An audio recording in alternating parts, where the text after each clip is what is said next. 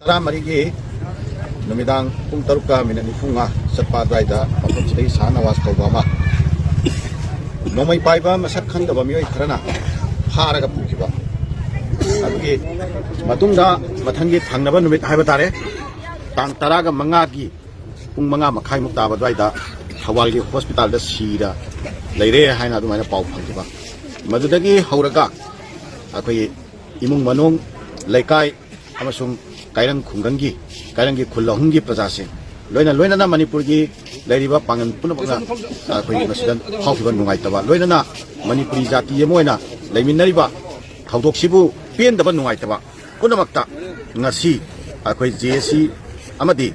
JC na invite toraktana akoi yaujaruriba civil society organization singa akoi manipur gi chief minister ga haminaraga wari sanabagi tangkak se masi akoi yamna remarkable oiba aduba tangka amakak akoi yorle haina dumaina akoi hamjake maruaina nongmai paiba singa akoi gi localite singi locality singi yumda changdana khunda changdana operate tobuse noi paiba singa changa ga mifa mi pun toba ransom toba aduga akoi gi extortion toba aduga lanai case ki khangde amagi khangde noi pairaga pangtauda tobuse masima agreement sigi hisab tagi akoi makhatana government na athingba dairani aduga government na moi mathakta chapchawa action lorani maduma sungtau to halawai haiba wafam sini hojik laiba akoi wafam se ani subada social media da punga magi manungda tumallani pungkhai magi matungda tummani ari amuk awok ok thong da somdagi akoi pangandagi su ngangnari ba hainari ba mayam se masi nongmagi sum henjal laktana yam henna sathi ba pot ama oirakadra haibado madugi matangda akoi agreement ma yaure karamba agreement akoi social media da hate and the provocative message pibasing ko masi communal gi conflict amasung violence thon ba yana yabagi changda ohelakada ba no message pibasing se government na yamna strictly stringent action lawrani haiba masi government ta akoi police ta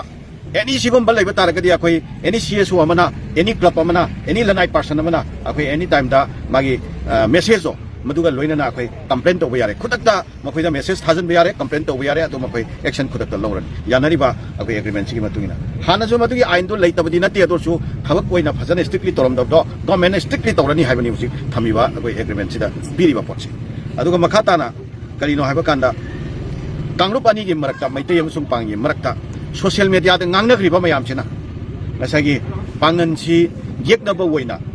state of enemy woina natraga kaino oina lana uba ade maitai sing busu pangan singna muka nungai taba lana uba kanglo furup ki oina nungai na tabugi mongda chakkiba mayam se masi akhoi harmonious oiba livelihood amada yamna akai ba oigada ba pot ama oibani na masi thajana ba amsung nungsina ba hanjan na bagi damakta aduga harmoniously leminna bagi wakhalonda government na convent tawraga maitai yilu singbasing amasung pangan yilu singbasing akhoi punna phaminna ba sitting ba convent tawni habani loina na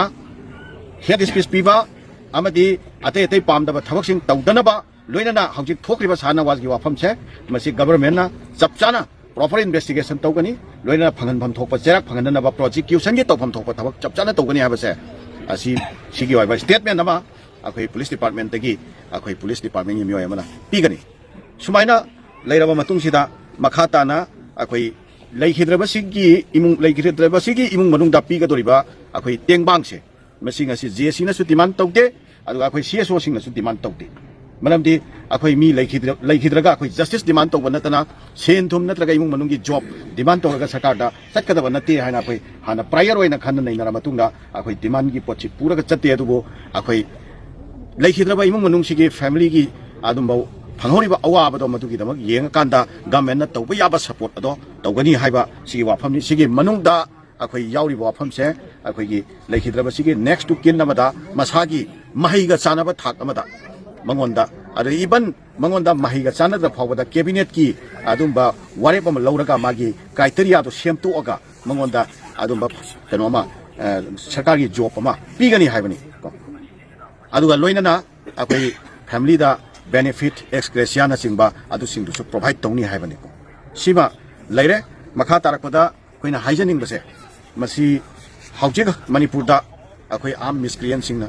akoi thualiba khudong chadaba mayam che masi akoi makhata na lehendana bagi damakta sarkar na tawgani haiba adum assurance ma piri base thabakta on thorak pra natraga on thorak tabra haibase masi yeng bagi akoi tanja ama ꯄꯤꯕ ꯑꯣꯏꯅ ꯖꯦꯁꯤꯅ ꯍꯧꯖꯤꯛ ꯃꯥꯒꯤ strike ꯃꯇꯝ ꯈꯔ call of ꯇꯧꯒꯅꯤ ꯍꯥꯏꯕꯁꯦ ꯃꯁꯤ ꯑꯩꯈꯣꯏ CSOꯁꯤꯡꯒꯤ ꯃꯥꯏꯀꯩꯗꯒꯤꯁꯨ ꯑꯩꯈꯣꯏ ꯁꯄꯣꯔꯠ ꯇꯧꯖꯔꯦ ꯑꯃꯨꯛ ꯀꯣꯛꯀꯤ ꯃꯥꯏꯀꯩꯗꯒꯤꯁꯨ ꯑꯩꯈꯣꯏ ꯁꯄꯣꯔꯠ ꯇꯧꯖꯔꯦ ꯖꯦꯁꯤꯒꯤ ꯋꯥꯐꯝꯁꯤꯗ ꯂꯣꯏꯅꯅ ꯑꯩꯈꯣꯏ ꯖꯦꯁꯤꯅ ꯑꯩꯈꯣꯏ CSOꯁꯤꯡꯕꯨ ꯑꯗꯨꯒ ꯑꯩꯈꯣꯏꯒꯤ ꯑꯃꯨꯛ ꯀꯣꯛꯄꯨꯁꯨ ꯑꯩꯈꯣꯏ ꯏꯟꯚꯥꯏꯠ ꯇꯧꯕꯤꯔꯛꯇꯅ ꯑꯩꯈꯣꯏ ꯁꯤꯒꯨꯝꯕ ꯑꯩꯈꯣꯏꯒꯤ ꯀꯩꯅꯣꯁꯤꯗꯩꯁꯤꯗ ꯈꯟꯅ ꯅꯩꯅꯕꯁꯤꯗ ꯁꯔꯨꯛ ꯌꯥꯕ ꯐꯪꯍꯟꯕꯤꯕ ꯃꯁꯤꯒꯤꯗꯃꯛꯇꯁꯨ ꯑꯩꯈꯣꯏ ꯖꯦꯁꯤꯕꯨ ꯑꯩꯈꯣꯏ ꯊꯥꯒꯠꯄ ꯐꯣꯡꯗꯣꯛꯆꯔꯤ ꯑꯗꯨꯒ ꯋꯥꯐꯝ ꯑꯃꯈꯛꯅ ꯃꯃꯥꯡꯗ ꯊꯣꯛꯈꯤꯕ ꯊꯧꯗꯣꯛ ꯋꯥꯊꯣꯛ ꯃꯌꯥꯝꯁꯤꯗ ꯑꯩꯈꯣꯏ ꯁꯨꯃꯥꯏꯅ ꯑꯦꯒ꯭ꯔꯤꯃꯦꯟ ꯏꯅꯈ꯭ꯔꯒ ꯀꯣꯟꯅ ꯑꯦꯒ꯭ꯔꯤꯃꯦꯟꯇꯣ ꯊꯕꯛꯇ ꯑꯣꯟꯊꯣꯛꯄ ꯉꯝꯈꯤꯗꯦ ꯍꯥꯏꯕꯒꯤ ꯋꯥꯀꯠ ꯌꯥꯝꯅ ꯂꯥꯛꯏ ꯃꯗꯨ ꯂꯥꯛꯇꯅꯕꯒꯤꯗꯃꯛꯇ JACꯁꯦ ꯃꯁꯤ ꯃꯈꯥ ꯇꯥꯅ